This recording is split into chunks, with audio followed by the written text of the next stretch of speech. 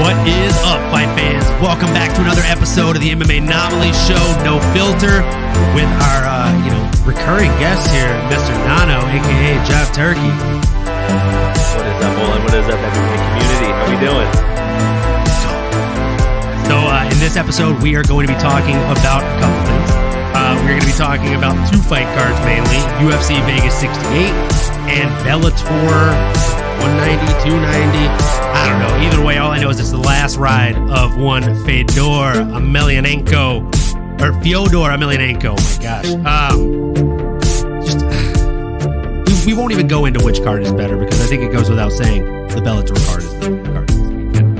And that's the first time you'll ever hear me say that I will be choosing a Bellator card over a UFC card. There's not even any hesitation in that. Would you say the same? I believe so. Yeah, I mean, obviously having the Last Emperor on the card is a heavy favorite to enjoy that card much more. I think if I had to choose one, I'm probably tuning in there. Obviously Ryan Bader as well. Even that co-main event is going to be some fireworks also. So some good fights this week. Absolutely. So, I mean, since Bellator is obviously the better card, and it's funny because we're going to talk about the more fights on the UFC card. But as far as watchability goes, as far as notoriety goes, it's all Bellator. That being said, go ahead and lead with the UFC here. We'll jump into a couple things. So, we can start with the main event. No. We'll start from the bottom of the order. Let's go Tatsuro Taira. Do you know anything about this young man? I don't know enough. And if you don't know about him yet, please do some research like I did earlier today and check this kid out, man. He is exciting. Very exciting to watch. No doubt. He's extremely exciting. So I have a little page of notes here about Tatsuro Taira. And the first little one-line zinger I've got on my paper is he's the biggest future UFC fighter you haven't heard of. He is, and I don't mean big physically, I mean big in every other sense of the word, because he's only a 125 pounder. Again, save the flyweights, guys. This guy is the future of the flyweight division. I hope he never fights my guy Matt Schnell, because I don't want to see that. Tatsuro Taira is the epitome of an old school fighter. He feels very, very old school. His fights prior to the UFC were Shuto and Vale Tudo. So any of you old dogs out there watching the episode, like, let's be honest, when you hear Shuto, shoot the box, or Vale Tudo, oh wow, are we back in the 90s? Like what? Those are his previous fights. And he was showing out and showing off there. The kid is 12-0. Okay, he's undefeated. He has 3 knockouts. And he has 6 submissions. Those submissions break down to 2 rear naked chokes, 2 triangles, an armbar, and a guillotine. So he's not your stereotypical one-sided or one-dimensional fighter where he's only pulling a rear naked choke, only pulling a guillotine. He's done it all. Oh, and he's also got 3 decisions in him. The kid can go the distance too, just in case you were wondering. Check that box. I mean, there's not a whole lot of options. He's had his chin tested a couple of times in the fights that I've seen. And I mean, I don't know if that milk carton doesn't have an expiration date or if it's the Tower of Youth or what, but the kid is stunning. He's absolutely incredible. Have you seen any of his UFC fights, Leon? I was just rewatching his previous fights. Talented fighter. What I saw from Tatsuro was a very quick, snappy fighter. He's only 3 years old. The word kid is very cool for him, but he's on a skyrocket to the top of the division. What I love seeing with fighters that are fighting in January and February, they have a chance to fight multiple times this year, maybe even 3 times potentially. If he can get in there, get out of there. We were looking at the odds earlier, very heavy in his favor. If he can get in quick and clean with the victory, I'd love to see him back in again very fast. But man, I see a very snappy fighter, very talented, like you said, well-rounded on the ground, grappling, different ways to submit you, and the way he snaps his jabs and his kicks and his knees, he's extremely explosive and seems to have some really good power in that division. So I'm excited what the kid grows into. Yeah, a lot of experience, and again, so much ahead of him. Really excited for him. Absolutely. Everything you said. Like, he's just a very exciting fighter, very snappy with his strikes. They flow very well, and again, when he gets tested, I feel like he does even better. Like, when he gets on the bad end of a punch or a kick, he's like, okay, cool, now I'm gonna really hurt you. Thanks for like lighting that fire, buddy. And we were chatting a little bit before we went live here. I gotta say, the kid speaks like maybe 10, 15 words of English, and I personally feel like he's got more personality than like 80% of the American roster in America. And that's appealing to a guy that only speaks one language. And I've seen handfuls, not all, seen all of his finishes. I think the kid is just great everywhere. I think he does a really good job of kind of improving every single fight. And I don't think this will be any different. However, I can't just talk about him without mentioning his opponent, right? Jesus Aguilar, he's 8-1, which when you compare that to a 12-0 record, obviously you have the guy. But let me explain that 8-1. The one was his debut, so he hasn't lost since his debut. So that's a man who made a debut, maybe had some messed up situations. Let's be honest. If you've ever trained or fought, you know there's A, very slow, there's a B, very bad situations more often than not. Like, more often than not, people go, that could have been the situation for him. He got beat in his first fight, and the kid has come back with a victory. And he's also coming off of a third-round submission win on Dana White. I think that says something as well. So it's not like he's just been crushing cans. Win on Dana White's earned the contract in the third round with a submission, and it's going to be a pushover, but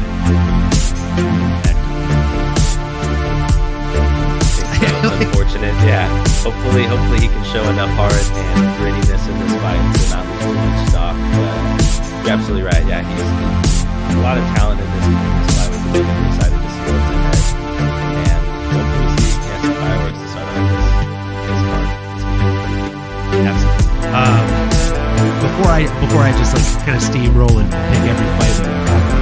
Are there any fights on the UFC card? Because I know like this isn't the most ideal UFC card, and I almost feel like maybe, just maybe, there was a conversation at the UFC, the big round table, where they were like, you know what, guys, Fyodor's last fight. Let's water down the card and start it. Let's get those airtime. Like, they're on TBS. Let's let them be seen. We're gonna have a lot of our veterans in attendance. Let's let it be seen. But we know this is a war. Are there any fights that you're like super stoked about? Yeah, like you said, obviously not the last one.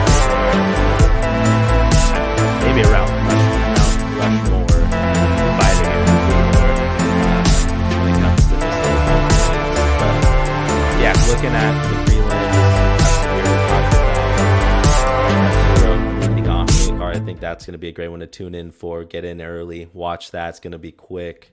But another fight where I'm excited to see, and we talked about it a little bit before hopping on here, but Jung Da-un versus Devin Clark, that co-main event, kind of a sleeper, not necessarily huge household names, but I do think there's going to be some fireworks just looking off both of the styles that these fighters are bringing to the table.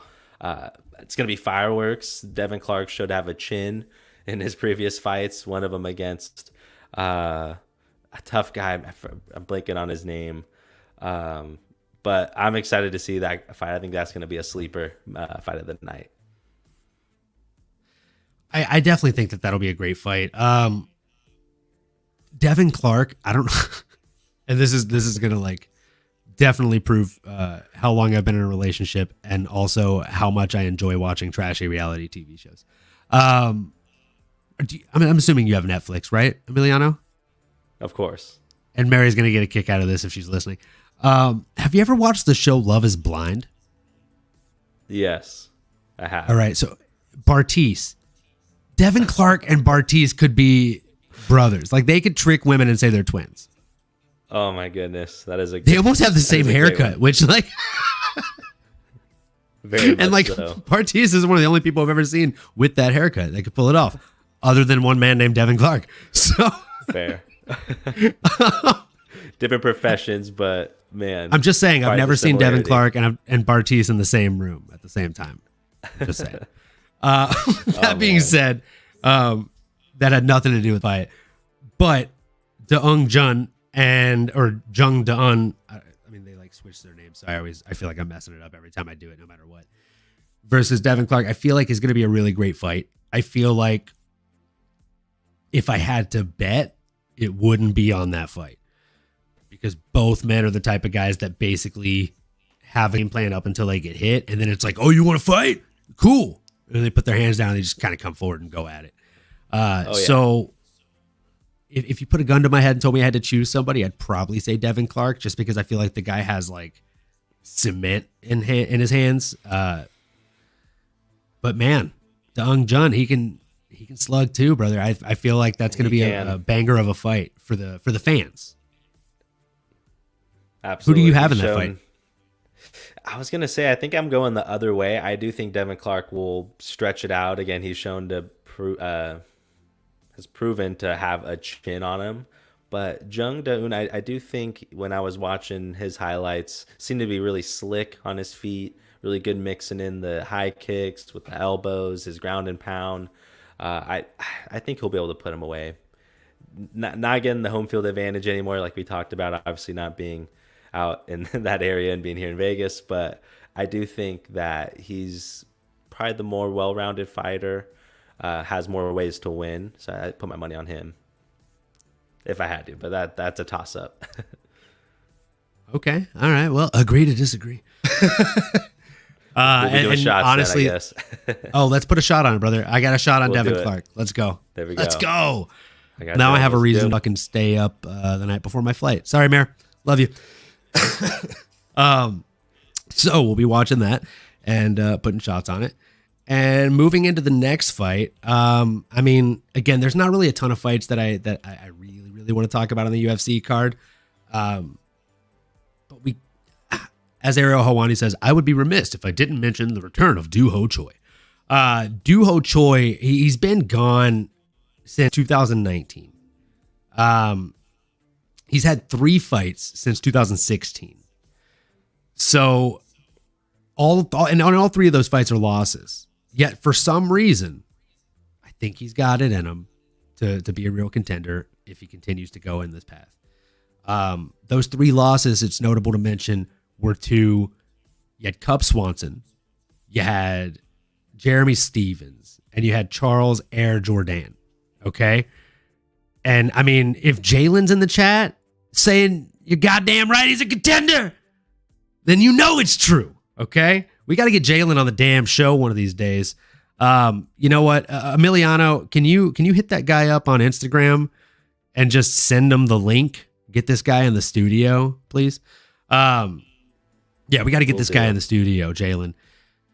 But going back to Doo Ho Choi, all right, the guy put on one of the best fights, most entertaining fights I've ever seen in my entire life against Cub Swanson. Like, it didn't matter if literally, like, you had never heard of Doo Ho Choi going into that fight and you were just a diehard, like, take it to the bank Cub Swanson fan. By the end of that fight, you were like, fuck, I kind of want Doo Ho to win this. This is crazy. Just because of how much grit and tenacity the guy showed. Like, he was going against a damn veteran. He was literally a child. And we all know that fight took miles off of his career, right? And I mean, like, what else can you say about the guy? Like, he's absolutely incredible. He's got really good boxing. He has a really fun nickname too. His nickname is the Korean Superboy. Like, come the fuck on. That's a fantastic nickname. The Korean Superboy? Like, let's go. So I'm super excited to see him back. It's the first time he's coming back in like 3 years. And how do I see this fight going? I see him winning. His opponent is 1-4 in the UFC. I don't want to say that Dana and the brass are setting him up with kind of a layup, but I feel like they're setting him up with kind of a layup. And I would hope to see him get the win here. I'd hope to see him get the KO here. But I'm interested to see kind of what your thought is on this. I mean, I'm assuming you've seen that Doo Ho Choi versus Cub Swanson fight, right? Oh, absolutely. It was fun rewatching it again earlier as well in prep for this. But yeah, that's a UFC Hall of Fame fight. He showed a UFC Hall of Fame type of heart. The Superboy was someone that came in young in his career, similar to Tatsuro, right? Maybe was a young potential contender in the division. For some reason, coming off that loss, took a couple years off, another couple of losses, unfortunately. And just a long, a couple of years flies by. Next thing you know, it's 7 years since that legendary fight.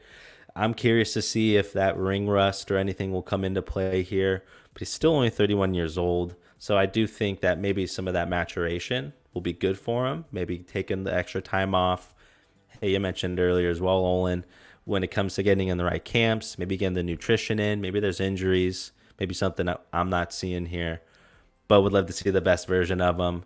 And I think he will come out victorious. Like you said, I don't know if Dana and the brass are looking at this as, hey, give him a gimme fight, but I do see this as a very winnable fight for him. There's a few ways he can win, especially if he's willing to go out on his shield. I do think he'll put it away, either by decision or maybe he'll get a late round finish, whether it's a submission, something to get some excitement or get him a bonus, or maybe even a TKO. But I do see him coming away with it, with his barrage of strikes and just his ability to win many different ways. So it sounds like you don't think his opponent has kryptonite in his pocket to beat the Korean Superboy. Not the Superman. I don't. Yeah, I completely agree. He's a Superman now. He's a he literally was a Superboy when he was fighting against Cub Swanson, and again, that's like 3-4 years ago. Like, it's a very long time ago. That fight I think was back in 2016. 16, yes, and 6 years ago and some change. 6 years and some change ago, and the fact that I still think about that fight randomly, and I'm like, fuck, that was a good fight. I'm stoked to see this kid back. I can't freaking wait. And I hope that he just, no offense to his opponent, but I hope that he just destroys him in there and makes a statement, comes back, and super excited to see that. So I'm going to let you take the lead on the next one here. I know that it may or may not have some weight in our parlay picks later. So yeah, without further ado, we'll jump into the main event here. We have Derek Lewis, the Black Beast, going against Sergey the Polar Bear Spivak in the main event of the evening. Let's go. We're really excited for this one. Derek Hot Balls Lewis, one of my favorite fighters in the heavyweight division, coming off of a couple losses. You hate to see that, but hey, no quivering in this guy. He has the heart of Houston on his back. What I'm really excited about for this fight is I don't know if anyone else has seen this, whether it's something that went viral recently or maybe it's an old picture. I have good reason to believe it's new. But man, if he's slimmed down and we're seeing this new Derek Lewis 2.0, slim, trim, lean, mean, fighting machine, I do think that's going to give him a little extra edge, most specifically in the stamina. I think that's a big key here with these heavyweights. Once they come out swinging and, let off that testosterone load or dump there in the beginning of the fight, or if no one gets put away or if he ends up having to wrestle with them, I think the extra gas in the chamber is going to be critical. He's obviously going to have those heavy hands. Might be a little lighter in the feet, little twinkle toes. You might see him bobbing and weaving a little extra. Olin, you might have a different take than I do. Curious to hear what you say there. But I do think the more slim, more trim Derek Lewis is going to come out and have enough ways to put away Sergey Spivak. A really tough competitor, has put away people that Derek has lost to here in the past. They both put away one of my favorite fighters, Tai Tuivasa. But aside from that, I'm really excited to see this heavyweight, this main event here Saturday night. But just like our card says, I don't want to necessarily give the spoiler away, but I do think that Derek Lewis is going to win. And Derek Lewis, the way he fights, it's not going the distance. So someone's going to hit the canvas, baby. And it ain't hot balls. What do you think, Olin? He said it ain't hot balls. You called it. We definitely have a difference in opinion here. I do have to call you on a mistake. We can't lie to our viewers here. You said they both beat Tai Tuivasa. Tai Tuivasa beat Derek Lewis. Ooh. Sergey Okay, thank you. Spivak beat Tai Tuivasa. Sorry to step on your toes Thank there, you, but that's an important thing to know. He's one of my favorite fighters. That's probably why I must have misremembered. You know what I'm saying? A little bit of bias there, just a tiny little bit. Just a little bit. Thank you for clarifying, brother. So No worries, brother. that can be a key fight. That might be one to look back and watch and say, hey, what are the differences here? What happened? But that's interesting. Thank you for correcting me, brother. No worries. I'll tell you what happened. What had happened was, basically Derek Lewis decided to get into a gunfight with Tai Tuivasa, or maybe pissing contest, whatever you want to call it. Either way, that thing where both guys just decide that they're going to put their dicks on the table and see how that plays out. It didn't play out well for the big black beast. He found out that it's not always size that matters. Sometimes it's the motion in the ocean and the speed of the boat that matters. And Tai had a little bit more speed behind those hands on that night, so he got that win. But when it came to Spivak versus Tai Tuivasa, Spivak had all the right answers for him. He was willing to take the damage, and he was able to end up getting a choke on him. I believe it was an arm triangle. Don't quote me on that. Could be wrong. But I know it was a submission. He submitted him. That being said, I think he does the same thing to Derek Lewis. I got a bad feeling, just like they say in every single Star Wars movie, I got a bad feeling about this one. I think Hot Balls is going to have burning balls on Saturday night. Late in the evening, I don't know why. I have a very, very weird feeling that Derek has done everything right if he was going against somebody else. If he was going against another striker, if he was going a rematch with Tai Tuivasa, even if he was going against like a Cyril Gana, I think losing the weight, working on his cardio, doing all the things that he's done, the thing that Jay said here, the black lean beast, he looks focused.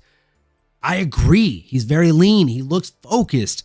You can be the most focused guy in the world, but if you're in the ocean and you're swimming with a shark, you're still going to lose that fight. And I think that's the situation. You got a striker going against a grappler.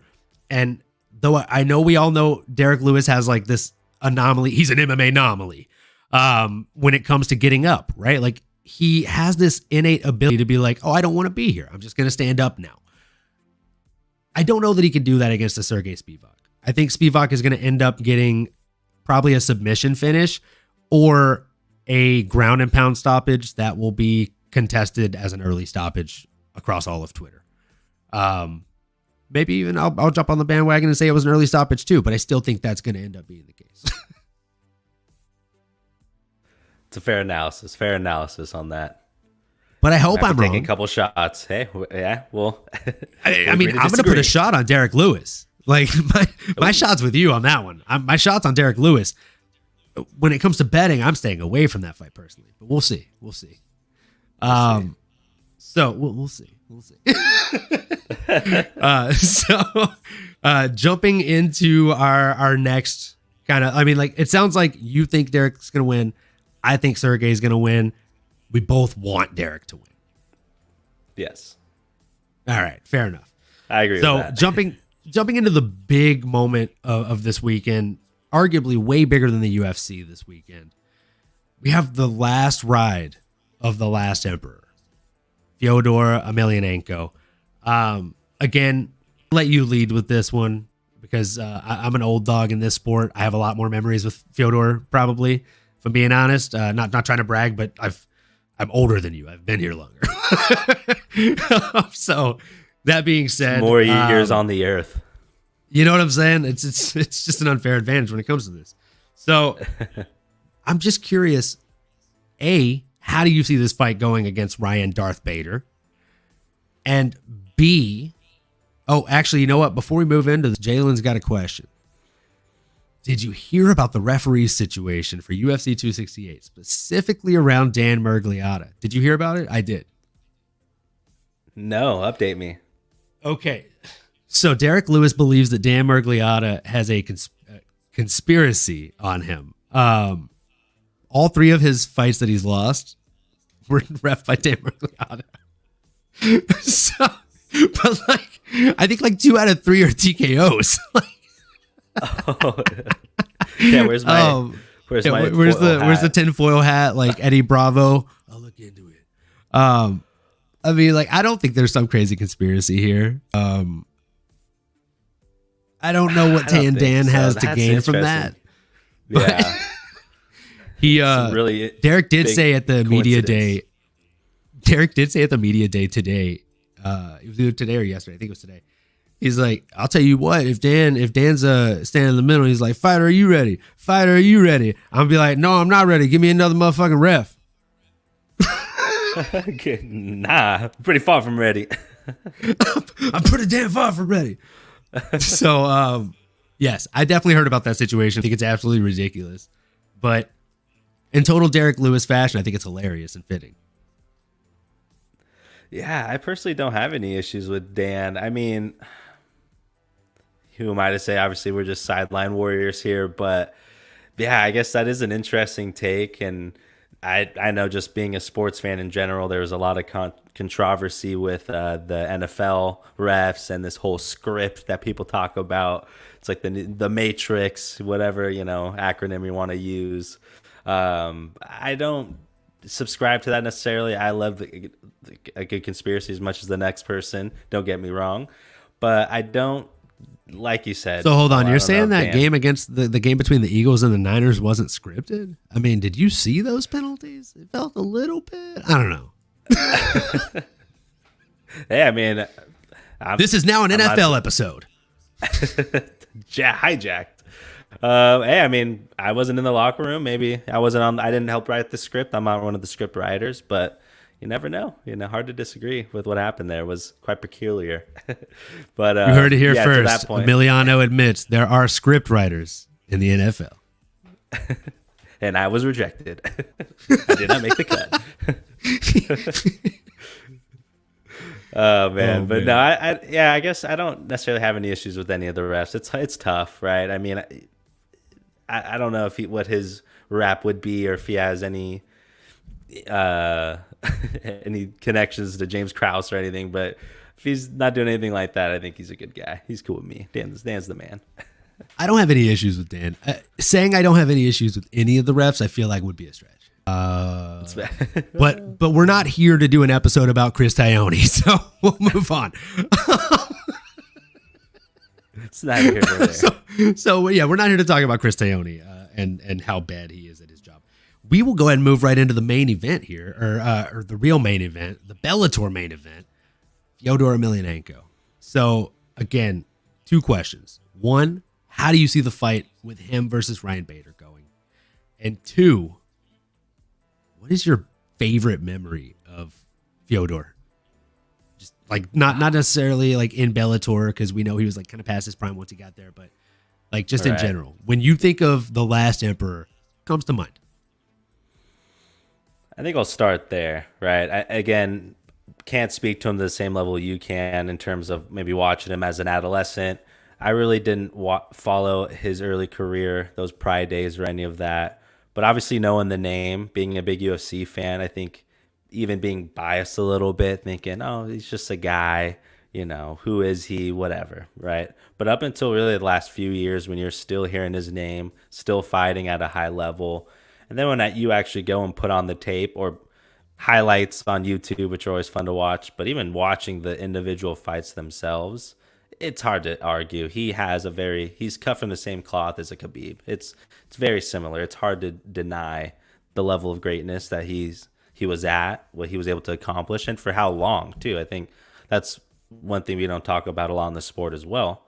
But over 40 wins professionally, over 2-3 decades of fighting, it's crazy. Some of the big names he's fought against and beat. Some of the biggest, craziest highlights. We were laughing about the was it Mark Randall? Is that his name? The Slam.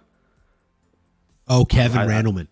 Kevin Randleman. I'm getting all the names mixed up today, but Kevin Randleman. If you don't know what Kevin Randleman or who Kevin Randleman is, ladies and gentlemen, he is a man that looks like he was crafted by Hasbro or Mattel. The people that make action figures. Because he genuinely doesn't look like a human being. Sorry, I'll let you continue.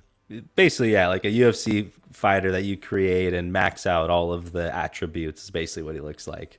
But yeah, some of the legendary fights that he's had, I mean, that's one to begin with. Big Nog, who was another one? Well, being Chael twice, that's pretty interesting. Like you said, maybe in Bellator a little bit later on, but he's knocked off some of the legends. I'm excited to see him go again. He's a Hall of Famer in my book. Everyone should go watch his highlights and just put some respect on his name. Look at that. He defeated this man. And what he did after what this guy like, are you kidding me? Look at this guy. My gosh. He's like, that. This guy doesn't have a mom and dad. He has a creator. Like, this dude was built in a lab. Yes. Just wow.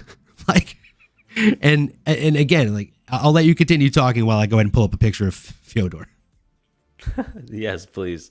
The ultimate epitome of a male specimen warrior here, Fyodor. But yeah, no, man. And again, I could let you talk more about him because, again, I didn't respect him enough growing up, but that's something I regret.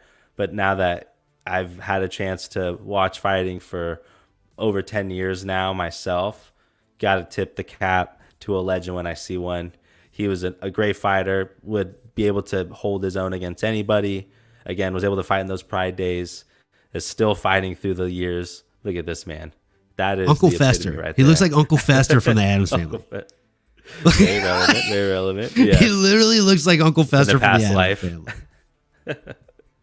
He's a scary man. I mean, he's a guy you'd probably start something with at a bar, but he'd end up carrying you out by the end of it, and that's never a good thing.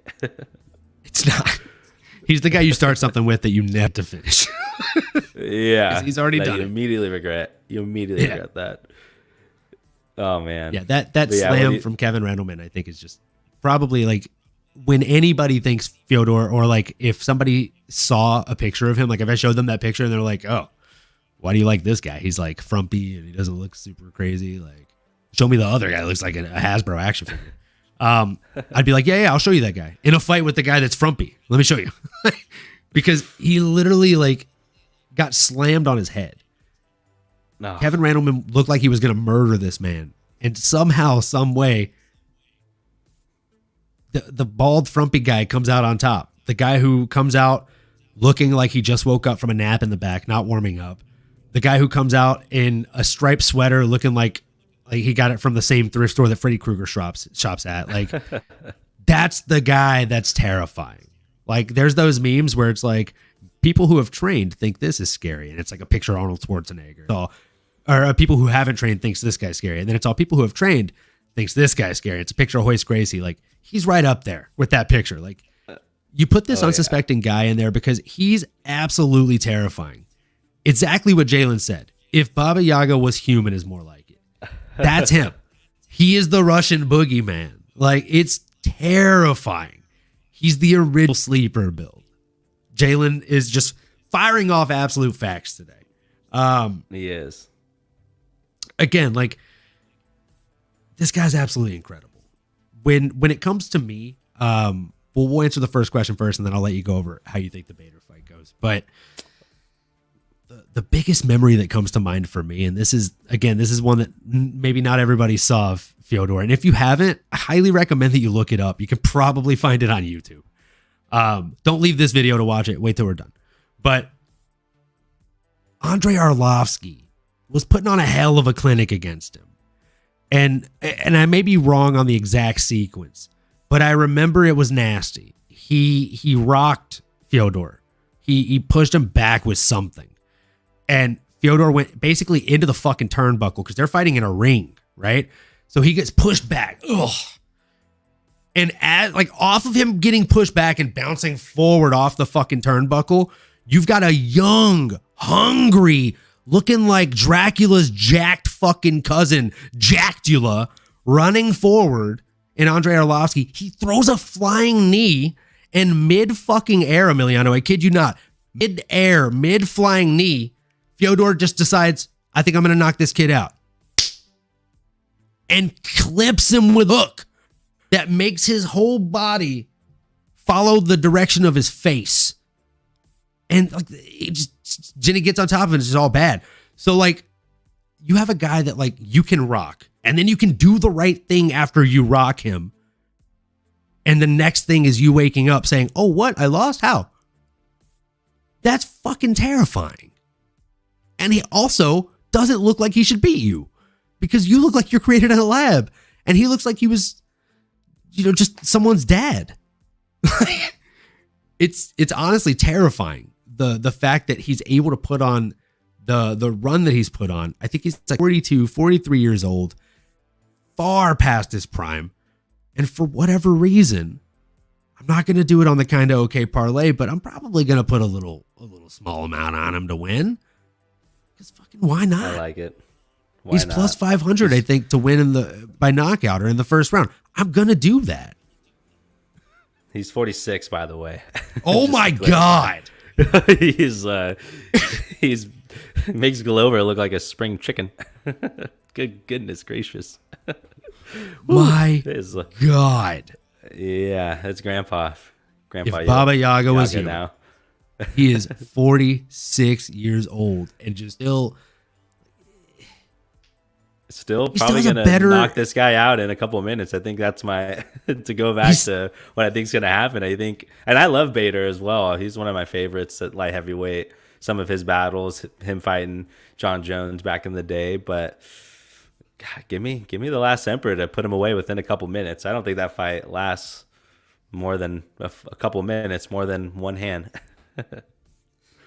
I don't see this fight going more than 2.5 minutes. I think if there was an under, like not 2.5 rounds, but 2.5 minutes, I'd love to see the odds on that. And I would take those. I'd take those in a freaking heartbeat. I don't think Fyodor's had a fight go past the first round since like 2016. And that says something. Like what it says, I'll translate for you because it's in Russian. What it says is, it doesn't matter if I win or I lose. I'm going to hit you as hard as I can for about 3 to 5 minutes. So That's all you need. You gotta love that in a fighter. Like that's everything you want to see as a fight fan.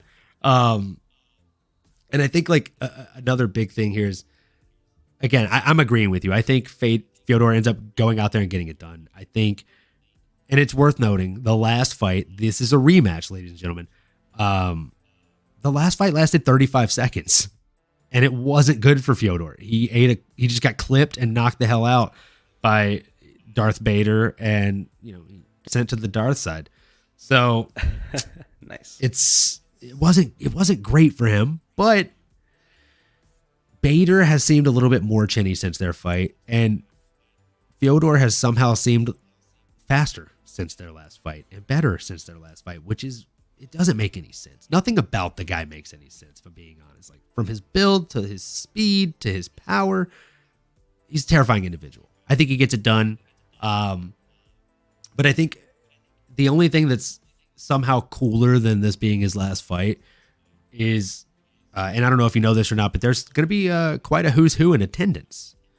So they're going to do a little ceremony after the fight where they have Josh Barnett, Mark the Hammer Coleman, Randy the Natural Nice. Couture, Henzo Gracie, Hoist Gracie, Wow. Dan Henderson, Matt Hughes, Rampage Jackson, Chuck Liddell, Frank Shamrock, and Chael P. Sonnen basically all commemorate him for the career that he's had.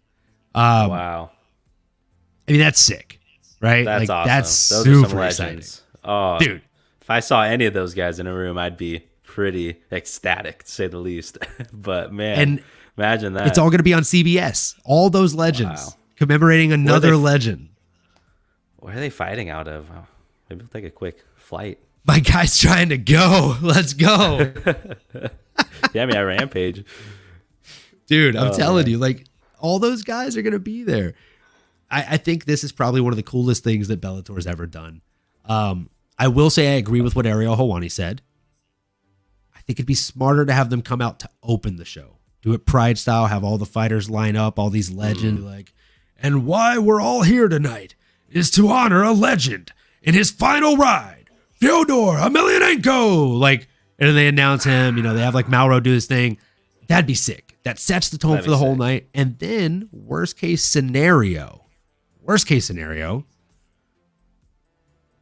if Fyodor gets knocked out, you don't have everybody come in the octagon at the end. There's no need for it. Because what happens if he gets knocked out in 35 seconds again? And then you've got like these 12 legends in there holding this guy that is concussed up. And they're like, hey, great job, pal. Like, Yeah. that's sad on CBS. That's As he's sad. taking his gloves off. Yeah. That's Yeah, not a good it's not a visual. good look. Odds have Bader at minus 295. Do you both agree? Emiliano? Man. So I guess I don't agree, or I guess I would take Fyodor maybe, you know, like with those odds, it's like, man, yeah, I think with everything considered, this is the type of guy that isn't going to lose to someone twice, right? I mean, he's 9 times out of 10 going to beat you, but granted he's older. But let's leave that out of here. Let's leave Father Time on the sidelines here just this once. Anything can happen in the ring. I do think there's a good chance he could put him away, right? He learned from that first fight. Anything could happen. Bader's been shown to, you know, have that kind of flimsy chin as well. So, man, I think I'd take that. I like that. I like those odds myself. I mean, minus 295 for Bader as the favorite. I disagree. I don't think that those are fair odds. I agree with what Emiliano said.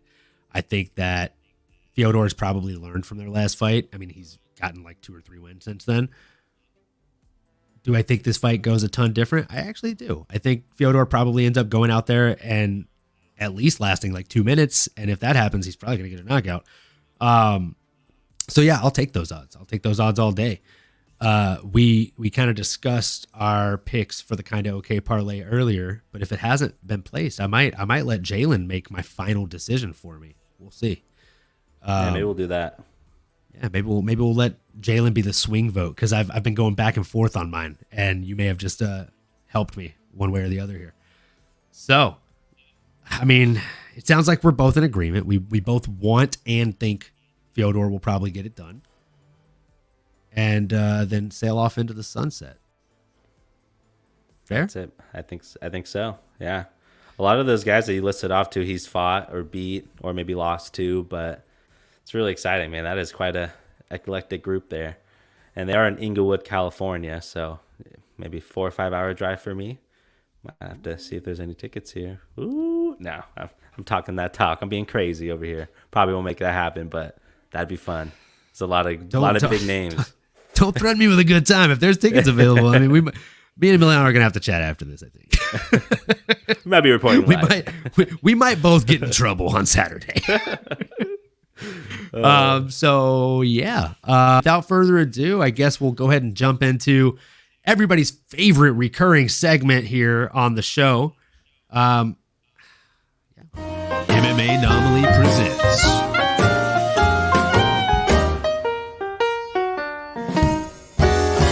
the Kinda Okay Parlay. All right, so we have the Kinda Okay parlay.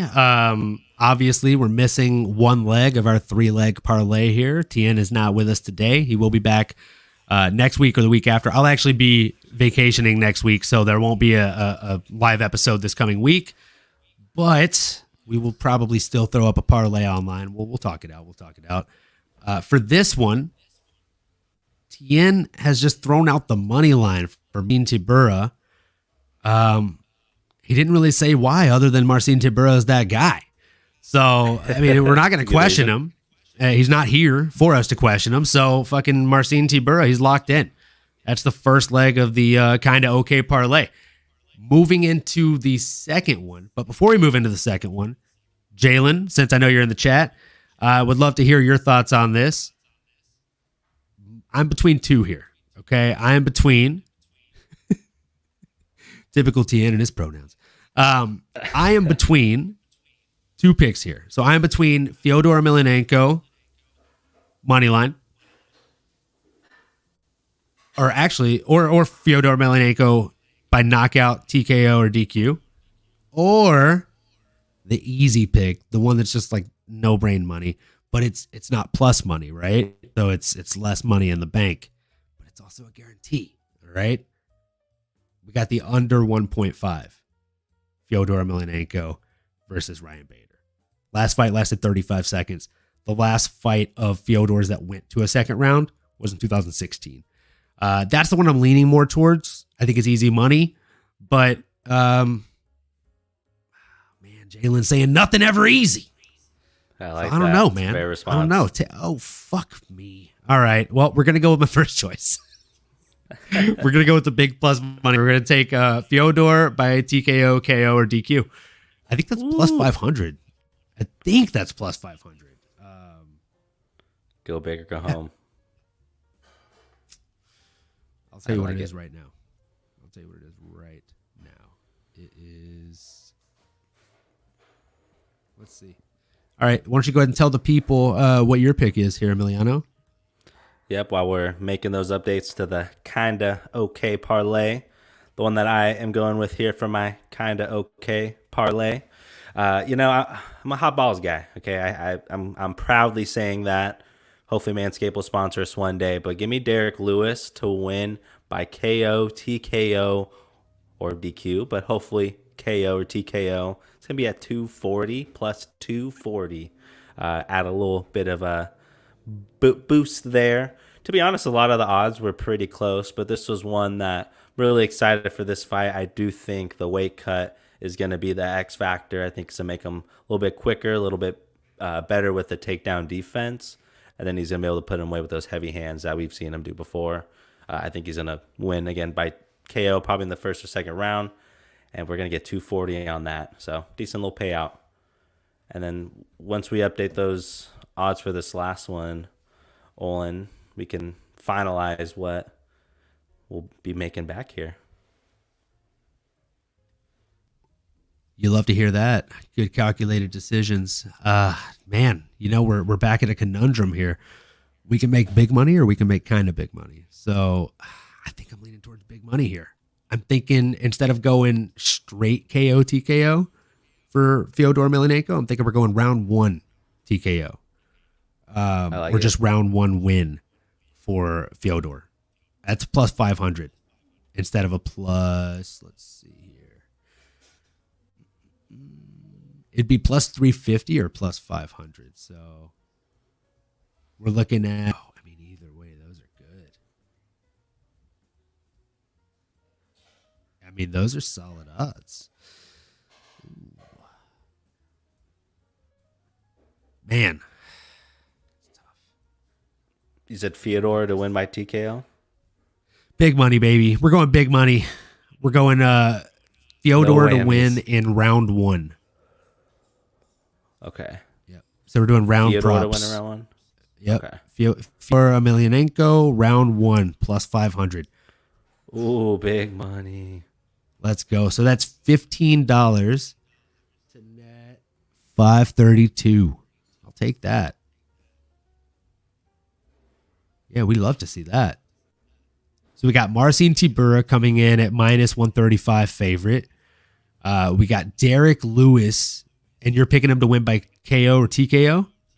Yep. So that's plus 240. And then we got... I went from original messaging the group chat this morning with a minus 1150 favorite to being the biggest underdog pick. How does that happen? Oh my God. All right. We're making it spicy. So, we got plus 3,451 for our odds. Our 3 picks So are Marcin Tybura money line at minus 135. We got Derek Lewis to win by KO, TKO, or DQ at plus 240. And Fyodor Emelianenko, the last emperor, going on his last glorious ride to win in the first round. And it's a solid plus 500. Man, I think we got ourselves a solid kind of okay parlay here. Some would say that's kind of okay. It sounds kind of okay. I don't know, dude. I don't know. That's all the fights pretty much that we have to talk about. So we could definitely end the show now. But I would be remiss if we didn't talk about that huge, colossal news that Logan Paul dropped for the UFC. I personally wanted to see him fight in the UFC. Thought it'd be a lot of fun. I thought Paulo Costa and him would match up a very, very nice payday for each other, as well as a fun fight for the fans. And, Jalen believes in us when it comes to the kind of okay parlay, so it sounds like it's going to be a kind of okay day. The Logan Paul news. Now, I know you haven't read the full scoop. To my knowledge or to my understanding, all you know is that Prime is the official sports drink of the UFC. Is that fair? That is correct. And I do want to add, I was talking with this over with some of my buddies, and we thought he was going to be signing a UFC deal. So we got a little bamboozled. Me and my buddies Jake were like, hey, okay, well, that was the old switcheroo. But yes, continue. Little bait and switch. So he did sign a UFC deal. A lot of deals.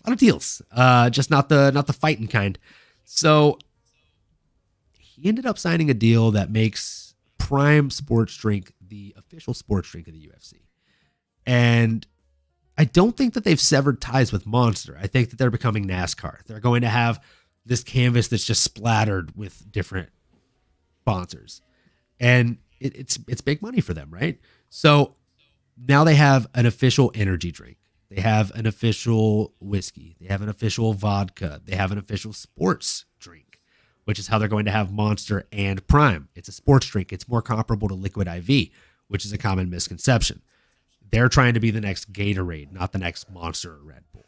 So they're being very smart with who they're partnering with. They partnered with the UFC, and not only did they get them to take on the fact that they're the official sports drink, but they've taken it quite a big step further, Emiliano. They are changing the wording of what we know. So it's no longer going to be the red corner and the blue corner. It's going to be the red Prime Hydration Zone and the blue Prime Hydration Zone. No way. I'm not kidding. That's what's in the articles that I've been reading. So can you just imagine, like, just close your eyes for just a second. Picture with me, okay? We're watching a fight night. John Anik on the mic. And now we take you to the blue hydration zone to hear what the coaches are saying. Is Buffer going to be saying it? Is he going to have to say that too? That literally is that was going to be my next segue. Are we also going to hear Buffer saying this? Fighting out of the blue hydration zone. That's fantastic. Great marketing by Logan, I guess. Talk about squeezing your way in there. Prime marketing area, I guess. But I guess if it's something like the Modelo, sponsored by Modelo, or Three Plays sponsored by Modelo, that if it's something along those lines, maybe I can, I guess, stand it. But the blue hydration Prime zone, it's gonna take some time for me to adjust to that. But props to him, I guess. I've never had one. I actually have a Prime energy drink sitting in my fridge, but I didn't realize fighting out of the baby blue Gatorade cougar as well. zone. Sorry. The Sudbury. Oh man. Yeah, no, I'm curious to try it. I haven't had a Prime, but I saw them and I was like, oh, I'll try one out. But I think I have the energy drink one, not the hydration drink, which I didn't realize. Yeah, I wanna try them before I talk too much crap. But I will say I saw a video that Mike Perry posted of his kid refusing to even try it. He like slapped it out of his hand. He started crying. Like a child, like a small child. Geez. I mean, typical child. I mean, he was also trying to give his child an energy drink, which isn't great. So, may not recommend. 10 out of 10 would not recommend. I mean, great job. It's smart marketing for Jake Paul or for Logan Paul, but it's even smarter marketing for Dana White, if you ask me, because the guy slapped his wife. He's trying to divert media attention from that any way possible. And meanwhile, while he's getting this negative press, even before he slapped his wife, he had the little Paul brother, Jake, talking trash about him, trying to go to war with him on fighter pay. How do you make somebody's word less relevant? You go to bed with their family. That's one way to do it. It's the way he knows how to go about it. If I'm a general media person and I'm like, oh man, I maybe I believe in this Jake Paul guy. He really cares about fighters. And then I find out that the guy that he's crusading against is signing his big brother's paychecks. I care a lot less about what that guy has to say. And I know that might not seem fair, but that's just how the world works. Yeah. So it's very smart for Dana. Yeah, like you said, it's a good diversion tactic for sure. And hey, I mean, if it's gonna bring more revenue, if it's gonna bring a younger audience somehow, I guess it's gonna help his brand as well in terms of the polls. But It's something different, right? And like you said, I guess I'm curious in terms of the placement. Are they gonna have like the corners, like it's a prime zone, right? Are they gonna kind of change that up? Are they gonna have it like the monster typically was, right? Maybe in the center, or are they gonna have multiple, or maybe even the proper whiskey's been there? I think I've seen it as well. Yeah, proper 12 has been there for This sure. year they have the 30, I think, if I'm not mistaken, for the 30 years. That's another. That's so they paired their partnership with all of the new marketing changes for the 30th anniversary thing. So they literally like timed it because they knew that things were going to be changing for marketing wise. And they're like, cool. Let's change the red corner to the red hydration zone. Let's just sneak this on in there. And I think they're probably going to have like marketing on the stools, and the stools are going to be octagon shaped now too, as part of the 30-year thing, which I thought that was kind of cool. That is cool, actually. Yeah, like I don't mind little things like that. I do feel like we got bamboozled. So since we got 100%. bamboozled, let's have like a hypothetical situation here. Who would you ideally want to see Logan Paul have fought if he did get a UFC fight? Because I know you were talking to buddies about this. I was talking to people about this. Oh, man. I know. Well, I guess I'm first trying to think, what weight class does he come in and fight at? He probably walks around at, I don't know, would you say 215? He's pretty big right now. So let's assume if he was going to try to, I would say get if as he small was as taking it possible. seriously, he'd probably fight 185. okay, that I don't possible. think he could make 170 because I think when he wrestled in high school he was 182, and that's just pulling a number out of my Okay. ass. If he was wrestling but in high school at but I think that's 182, accurate. Then, okay. Then, yeah, let's assume 185 then comfortably. Yeah. Man, for him to walk into the division now, oh man, there's Wide really open. not a lot of people. It is wide open. Honestly, I think I'm trying to think of someone that would be a good dance partner with him, right? Someone that isn't maybe just gonna necessarily ragdoll him, throw him to the ground, and have their way. Honestly, I think Izzy, just in terms of a payday, in terms of the notoriety, Israel Adesanya would be fun to see him go in there. He would probably toy with him a bit, see what he's willing to do. But Oh, actually, sorry, I'm mistaken. Maybe I was looking at the wrong numbers the other day. In high school, he entered in 2013, his junior year, he entered Ohio State tournament at 160. So he might be able to make 170, but I still think 185 these days with all the like. he's big. Jacked. He's Jacked as big. fuck. Yeah, he is big. Where's he right going to now. lose the weight? He's not fat at all. So where's that weight? That's gonna the thing. Yeah, how much can he actually lose? Yeah, let's say comfortably 185 or maybe some catch weight in between there. But Israel Adesanya would be fun if Alex beats him again, and Logan signs a deal or wants to go into this 6-month contract or fight camp or whatever. That would be a fun one. I think Izzy that's would. just mean. He would. You're trying to would get the play young with man his food. killed, bro. He would play Yeah, with you're his trying to food. get that I young guess man if we're- killed. if we're and it's a big name. I was also thinking, who's someone that could get a payday that is at least a big enough. Like that's probably I guess you're not going to co-main or main event him, huh? First fight, but that's where he would main event for his first fight. We're talking about Logan Paul. Like that So, guy's, I mean- they're only bringing him in because he's a big name. So like, I would think that he would main event for his first fight. To be completely honest, Yeah. Other than him, yeah, I don't know. There's not a lot of other fighters. The first one I thought of, just that I thought would be fun. Maybe if they were to fight at 170 or catchweight, would be Stephen Wonderboy Thompson. Just a fun, nice guy. dude, just why to are you whoop him up. doing this? You want to don't you're know, putting him dude. against the I know, now- crispiest guys. Now that I'm saying Like it someone- out loud, Like, bro, Wonder Boy will land a 3-piece combo on him and be point blank and somehow land a spinning back hook kick to his face. That's just yeah, mean. maybe Bro. I'm just asking for his. Are you just, do you hate execution. Logan I'm Paul? sorry. Is that what's happening? I love him. I love him. So I guess winnable, realistic fight. Okay, that's tough. I probably need a little more time. If you have, I'm just someone, let me giving you know. shit. Like those Fill me off would be the really ch- fun fights. that deserve like a good payday. That would be fun for the fans. That would play with their food a little bit. But I don't know, man. For me, Maybe it's Kevin Holland? I think it comes That'd be down to kinda two fun. guys. Who? Kevin Holland. Ooh, Kevin Holland would be fun, but that'd be a lot of fun actually. Big Mouth versus Big Wallet. That'd be a good fight. There you go. I mean, for me, I feel like the two names that come to mind are, and the first one is more like realistic, and then the next one is more like, oh, I mean, he's probably gonna get killed. I think Paulo Costa matches up really well against Logan Paul. Logan Paul has an advantage on him as far as height and reach. True. And like those guys have jokingly sparred before, so there's like a seed there. That is true. That is true. Yeah, they did that like fake knockout thing a while back. It was definitely fake though. Like, go watch that video. They did not connect. That being said, I think they'd be fun dance partners. How many fights does Paulo have left on his contract?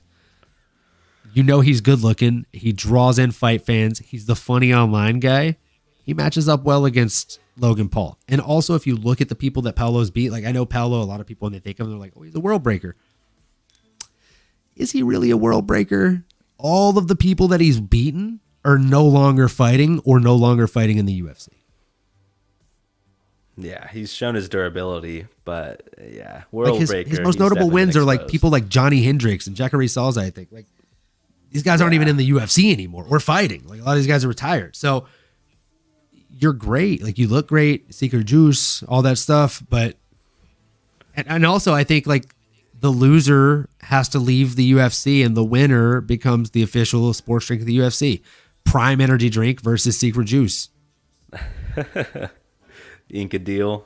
If you're Costa, so like I think that's the one for me. And then if you want to see Logan Paul die, then you just put him in there against like a Sean Strickland, who like even if somehow Logan Paul beats him, Sean Strickland kills him in the parking lot. Yeah, finds his way to his mansion and tries to find him on his front lawn. Yeah, that is interesting. I would love to see that. I'd pay to see that fight. Paul would be a fun dance partner. Great introduction to the UFC. Maybe we're thinking too big here. I guess that is a good point. Like if to have your first fight, no amateur fight, just first professional. That's the thing. Like he hasn't had any amateur MMA fights. This will be his first MMA fight, and it would be in the UFC. Like, you know who would be fun? I just thought of as kind of an older guy that maybe could. Who? Robbie Lawler.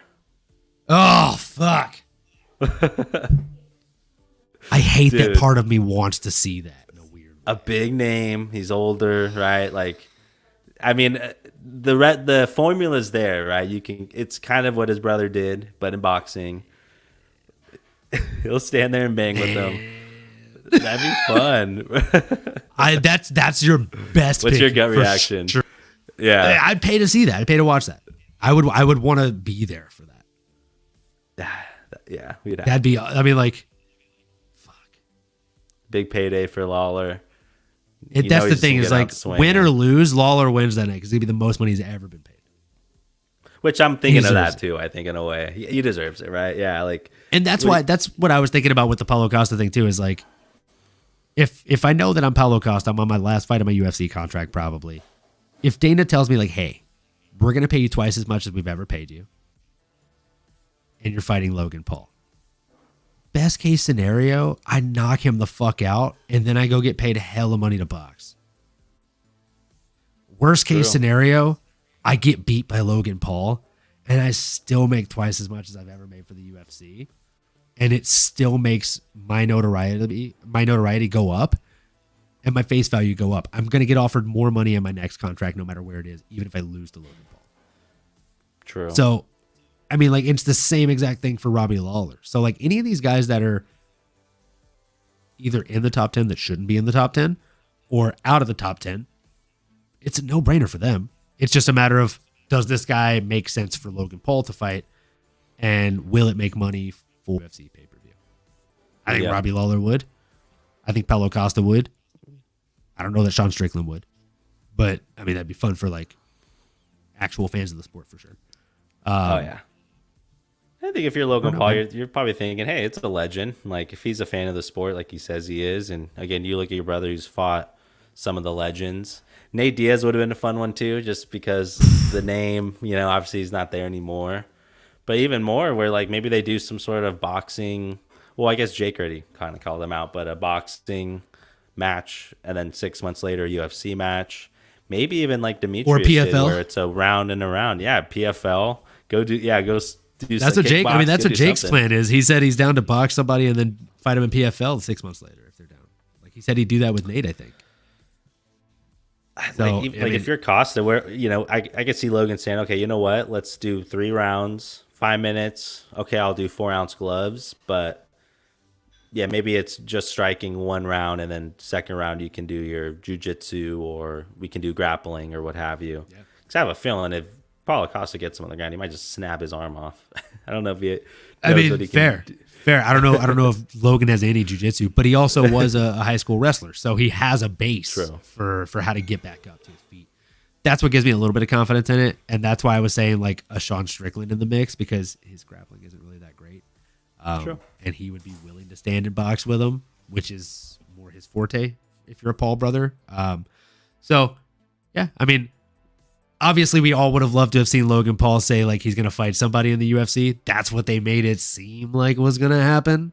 But if there's anything we should have learned by now, Paul brothers, there's a lot of bait and switch that happens with those guys. So fool me once, shame on me. Fool me twice. Or no, fool me once on you, fool me twice, shame on me. Fool me 3 times, can't get fooled again. I think George Bush said that. Yeah. Something along those lines.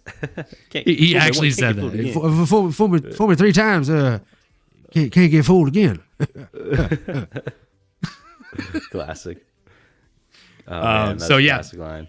That's the fights. Unless there's any other fights you wanted to go over. I mean, it's a pretty watered down week this week, and not a 2-hour show, but super juiced. We got to get one in, and we will try and chat a little bit, or even if it's like a not live episode, we'll try and throw something up in regards to the next big pay-per-view. One Islam Makhachev going out there against the little guy, Alexander Volkanovski, the great.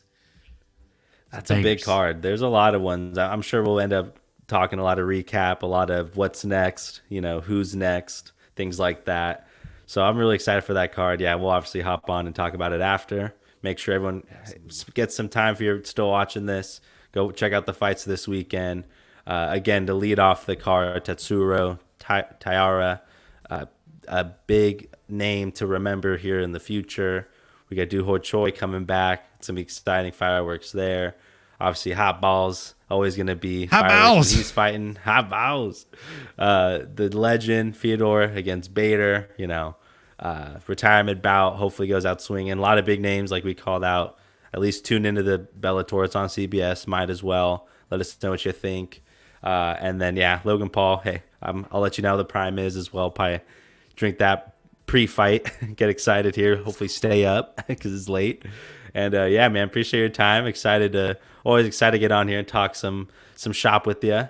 And man, a lot of big fights. Next time we get on, we'll be excited. A lot to talk about. Tune in. Absolutely, man. Well, thanks as always to the viewers. Thank you guys for joining in the chat. Thanks, Jalen, for hopping in the chat. It was super awesome to see you there for the first time. And we will see you guys all next time. Like I said, we won't be doing a post-fight video this Sunday. I will be on a plane. And we will see you all the following Sunday, post-fight, going over the results of the next big UFC pay-per-view. So until the next time, thanks again. Make sure you like, comment, subscribe, and set that bell for notifications. And we'll see you all next time. Thanks again, Emiliano, and thanks, fans. Let's go.